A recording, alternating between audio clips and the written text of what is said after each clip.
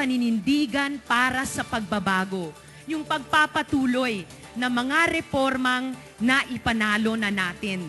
Kaya't uulitin ko ang tanong, mga kasama, tayo ba ay susulong o sasama ba tayo sa mga nangungunang paurong? Sulong. Napakarami na po talaga ang ating naipanalo. Sa pagpapalakas ng ating mga kilusan ng mamamayan na... Zubiri, Loren Legarda, Grace Po, at Cheese Escudero, mga kaigsunan, team.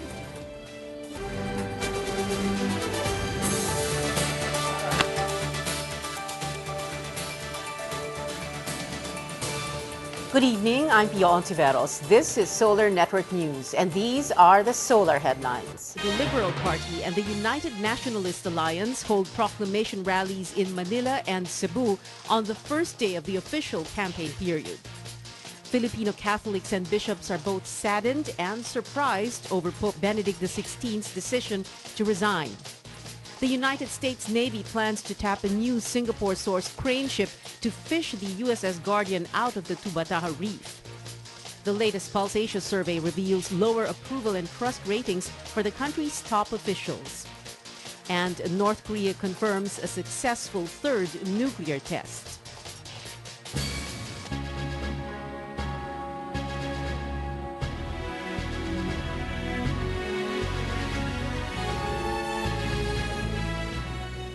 President Aquino leads the proclamation rally of the Liberal Party-led coalition at the historic Plaza Miranda.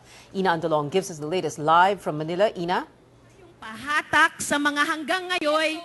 Six Liberal Party senatorial candidates have finished addressing the crowd here at Plaza Miranda, which is estimated at 8,000 to 9,000 strong. Proclamation rally started shortly after President Aquino's arrival before 5 this afternoon. Behind me, senatorial candidate Risa Ontiveros is a 7 to address the crowd. Each candidate is allowed to address the audience for 8 minutes at the longest. Those who have already spoken basically presented their backgrounds and what some of their advocacies are. President Aquino will deliver his endorsement speech only after all candidates address the crowd. The mood here, Pia, is quite festive, especially before the candidates arrive. While yellow is the dominant color here, we also see some blue and orange, which are here in support of LP's coalition partners for the administration ticket. Pia, Plaza Miranda is a significant site for the party. In 1971, an LP campaign rally also held here was disrupted by a bombing incident which killed 9 people, injuring many others, including top LP officials.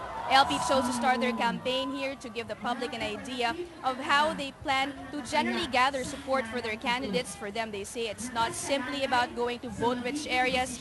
It's also about setting the tone for a campaign that symbolizes a more important advocacy. A spokesman of Team Pinoy said if LP back then fought against a dictatorship, today it has become a fight against corruption and poverty. After today, Pia, LP's bets will go around the country in smaller groups. They're also free to select which areas they feel they need to visit and prioritize to boost their chances of winning. Tomorrow, LP candidates will be heading south to Batangas. Next week, they will fly to Visayas and then Mindanao. Pia? Ina Andalong, thank you for that report live from Manila. The United Nationalist Alliance holds its proclamation rally at Plaza Independencia in Cebu City, where its 9 exclusive senatorial candidates are expected to attend. Camila Lemia is reporting to us live from Cebu to give us details. Camille? Yes, Pia, it's the opening salvo of the United Nationalist Alliance here at Plaza Independencia in Cebu City. People continue to flock in groups despite the rains earlier. As you can see behind me, the 9 exclusive senatorial candidates of the coalition, as well as some of the representatives of their guest candidates, are present on stage. The three guest candidates, Senators Loren Legarda and Francis Escudero and Grace Poe Llamanzares, are absent in today's proclamation rally. Poe will be represented by her son Brian Llamanzares and cousin Cheryl Cruz, while Legarda is represented by her father Tony Legarda. No word yet if Escudero will send a proxy to the event. Pia, we noticed here at the plaza that there are no campaign materials of Escudero. Una Secretary General Toby Tiangco said both Legarda and Poe sent their representatives, and if Escudero does the same, Una will post posters and tarpaulins for the senator. Despite the absence of the three guest candidates, the so-called Three Kings of Una say they will still campaign for them. Former President Joseph Estrada did cry foul over a Liberal Party policy prohibiting guest candidates from appearing in other parties' campaign stage. Local Una candidates are also here now, such as the One Cebu Party members and the Team Rama. In fact, Annabel Rama, who is Una's bet for Cebu City Representative, is already here. Una has at least 10 local candidates in the province, as local parties like One Cebu and Team Rama belong to them.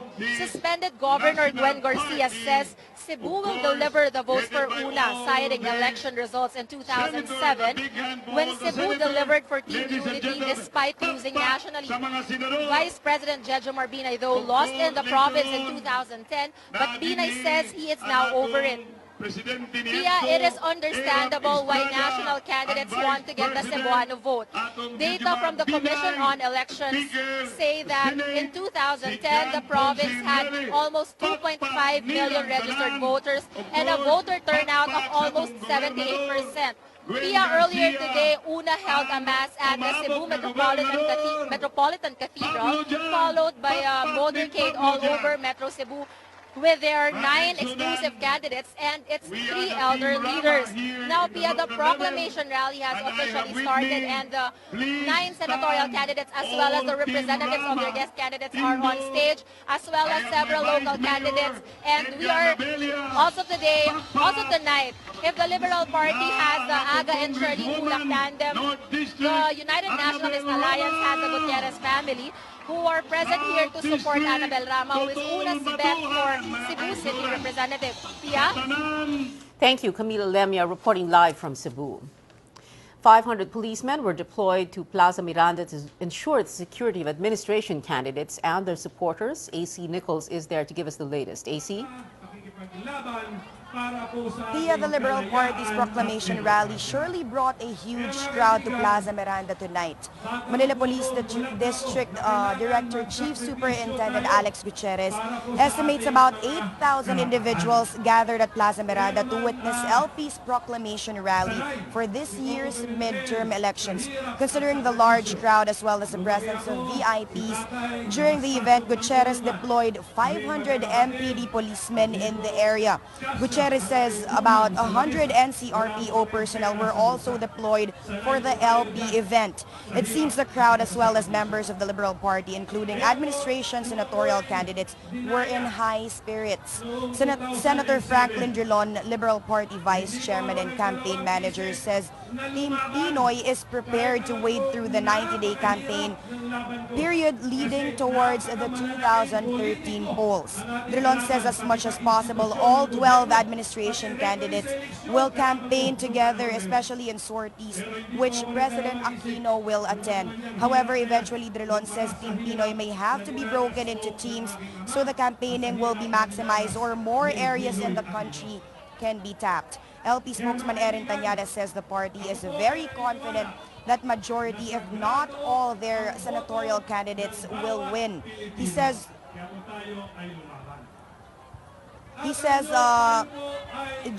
throughout the campaign, LP's message will be simple, and that is that Team Pinoy, through good governance, can lead the country to inclusive growth. Tañada adds the fact that the president himself will be actively endorsing Team Pinoy will help gain more supporters for the administration senatorials.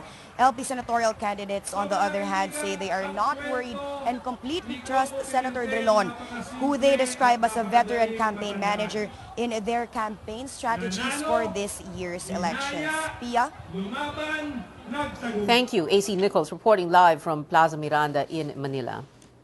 We have on the phone right now the spokesperson of the Liberal Party, Marikina Representative Miro Quimbo. Good evening, Congressman Quimbo. Thank you for joining us. Good evening. Good evening to all your viewers. Miro, can you tell us what is the arrangement going to be from here on with Grace Poe, Lauren Legarda, and Cheese Escudero? Could you repeat that, please? Can you tell us exactly what the arrangement will be for the campaign with Grace Poe, Lauren Legarda, and Cheese Escudero? Yes, has been the arrangement with the three candidates is the same arrangement with the other 9 candidates. They are all candidates of Team Pinoy, the candidate of the president. It's just very fortunate for the three of them that they've also been adopted as guest candidates of UNA. But it's the same arrangement for anyone. But, the long and short of it is we're always open if candidates are endorsed by other parties. Anything that boosts their political future, as far as we're concerned, is always beneficial, so long as it's not pernicious or inimical to the interest of the entire group. What is going to be the campaign plan from here on, Miro? Are they going to be broken up into teams, or are there going to be any other big rallies, or are we going to see that only on the eve of the election?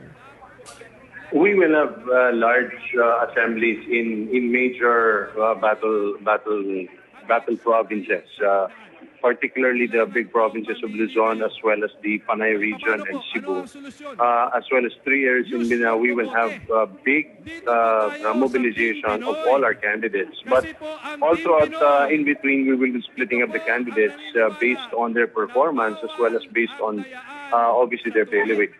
We wouldn't want many of these candidates to be going back and forth in areas where their support or awareness and conversion is already strong. But the plan that is being laid out is for the first 45 days. It's a 90-day grueling run, but for the first 45 days, we'll make the necessary adjustments as it comes. But the rule of thumb is they will be together as much as possible.